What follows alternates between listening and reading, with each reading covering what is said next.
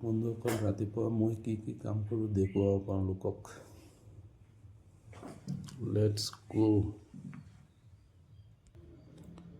বন্ধুসকল, এইটো হ'ল আপোনাৰ, মই আছোঁ ড্ৰয়িং ৰুমত এতিয়া। ল'ৰাই কিতাপ পত্ৰত ৰাখি থৈ গৈছে, এইবোৰ সামৰিব লাগিব। অৱস্থা কি কৰিছে চব, কিতাপ আছে ইয়াত, কিতাপ ইয়াত আছে। কিতাপকেইটা সামৰোঁ আগতে, তাৰপিছত বেলেগ কাম কৰিম, আপোনালোকক দেখুৱাম। মই একচুৱেলি এইবোৰ কাম নহয়, ল'ৰাৰ বাবে যোগাৰ কৰি দিম। অলপ পিছত তাৰ ৰাতিপুৱা 8টা মানত তাৰ টিউশ্যন থাকে ডেইলি। আৰু ইয়াত আছে মোৰ ফ্ৰুইট জেল, চুলিত লগোৱা আছোঁ, এইটো লৈ গৈ আছোঁ মোৰ ৰুমত। বন্ধুসকল, এতিয়া আহিলোঁ মোৰ ৰুমত। এতিয়া মোৰ ৰুমত কি কি আছে, ৰাতি মোবাইল চাৰ্জাৰ আঁতৰালোঁ, ৰাতি ফাইল ওলাইছিলোঁ কিছু চাবলৈ।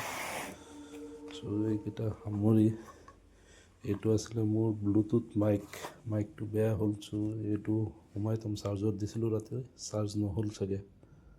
গাইজ, ব্লুটুথ মাইকটো সোমাই দিওঁ। সোমাই দিয়াৰ পিছত আৰু বাহিৰত অলপ কাম থাকে, মানে ধৰক ফ্ৰণ্ট চাইডটো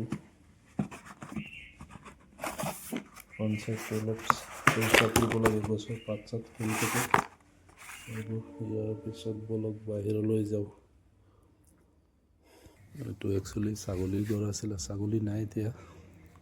এজনী ছাগলী আছিলে, এইটো ভিতৰৰ ফাল মামীয়ে চাফা কৰিব, আমাৰ নহয় দায়িত্ব, এইটো মামীৰ দায়িত্ব। মই আছোঁ চোতালত, দেখা পাইছে গছৰ পাত হৈ আছে। এইখিনি মোৰ কাম ৰাতিপুৱা। এইখিনি চাফা কৰাৰ পিছত আকৌ দেখুৱাই আছোঁ গছৰ ফুল ৰুইছে, এইবোৰত পানী দিয়া আছে কাম। পিছৰখিনি আপোনালোকক পিছত দেখুৱাই আছোঁ। পাতকেইটা আগতে চাফা কৰি লওঁ। এতিয়া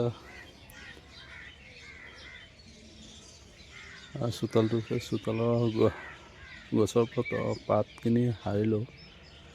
এতিয়া ফুলগছত পানী দিয়াৰ সময়। অকলে মই ভিডিঅ' বনাই আছোঁ আৰু পানীও দি আছোঁ, প্ৰব্লেম অলপ হয়, প্ৰব্লেম নোহোৱা নহয়।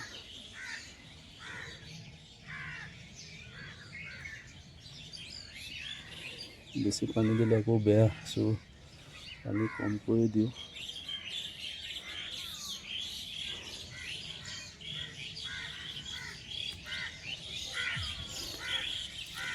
একচুৱেলি এইটো খৰাং ছিজনটো পানী দিব লাগে।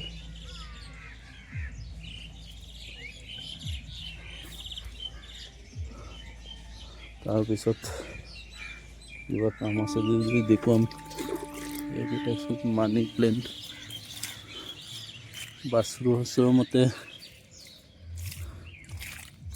মাটিত ৰুব নালাগে, কিন্তু মই মাটিতে ৰুওঁ। আগৰবাৰো মাটিত আছিলে, ডাঙৰ হৈ গৈছিলে, পিছত গছ কাটি দিয়াৰ বাবে আকৌ এইকেইটা ৰুব লগা হ'ল। মোৰ দৈনন্দিন ৰাতিপুৱা কাম এইবোৰেই।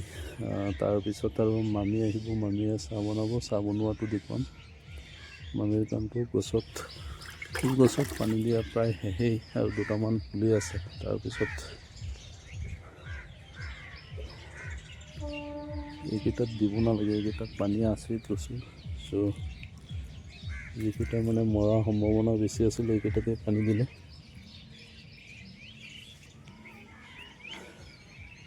এইবোৰ মাটিত ৰুইছে,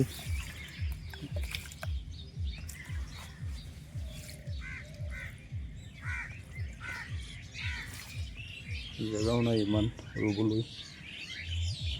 মাটিকেইটাৰো প্ৰায়, মাটিত যিকেইটা ৰুইছিলে এইকেইটাতো প্ৰায় দিয়া শেষ হ'ল, আৰু 3-4মান পুলি আছে।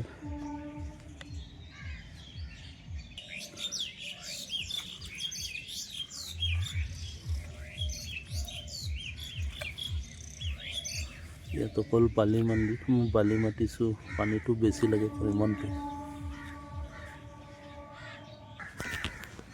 আৰু 2টামান পুলি আছে, বেছ হৈ গ'ল।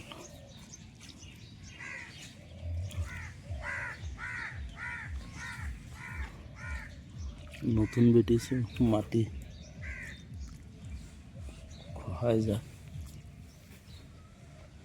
হৈ গ'ল ইয়াৰ কাম হে এতিয়া একচুৱেলি এইটো টাইমত মই মৰ্ণিং ৱাকত যাওঁ আজি নাযাওঁ আজি গা বেয়া আছোঁ মৰ্ণিং ৱাকত নাযাওঁ গাঁৱত বেছি মানুহ উঠাই নাই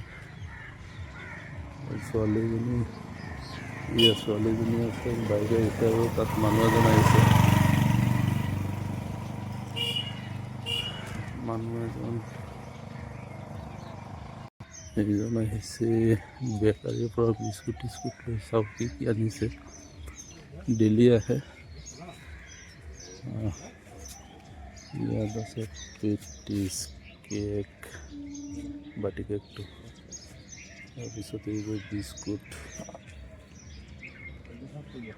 ইয়াৰ ওপৰতো আছে ডেইলি আহে গাঁৱত বিকে কোনোবাই লয় এইবোৰ সৰু বাটি কেক বিস্কুট আকৌ ক্ৰীম বনাইছে মই ল'ব লাগিব ল'ৰা ছোৱালীৰ বাবে দুটামান বেছি নলওঁ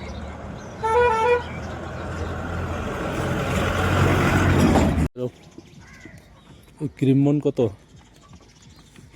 ক্ৰীম বন 1 মিনিট এটা 4টা 5টা দাও আৰ বাটি কেক 5টা ক্ৰীম বন আৰু এই সৰু কেকটো এইটো লৈ আছোঁ ল'ৰা ছোৱালীৰ বাবে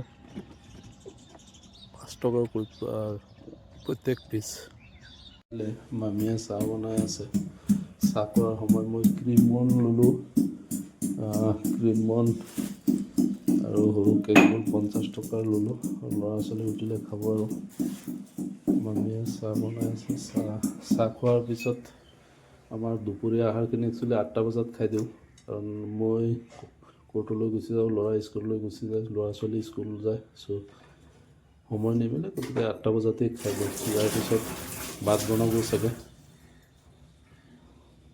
চাহ হোৱা অৱস্থা বেছি সময় নালাগে আৰু 2-3 মিনিট চাহৰ কালাৰ চাইছে গৰুৰ গাখীৰৰ চাহ পাউডাৰ নহয়ছো অলপ সময় তাৰপিছত চাহ খোৱা আৰু ইয়াৰ পিছত কাম হ'ল মোৰ চাহ খোৱাৰ পিছত গা ধোৱা